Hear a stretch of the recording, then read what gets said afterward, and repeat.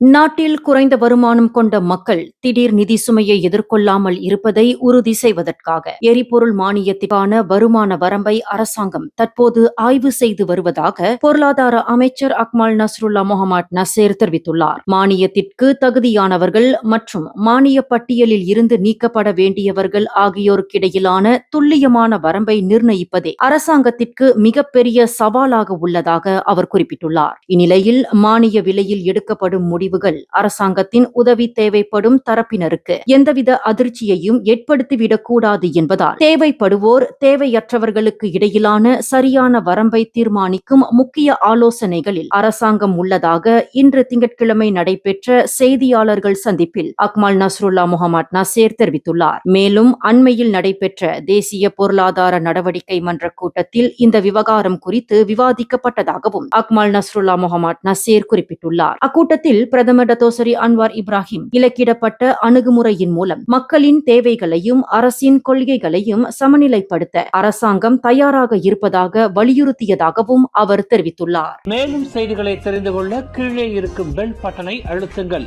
உங்கள் மகிழ்ச்சியை வெளிப்படுத்த லைக் மற்றும் ஷேர் செய்யுங்கள். தொடர்ந்து திசைகளோடு இணைந்திருக்க சப்ஸ்கிரைப் செய்யுங்கள்.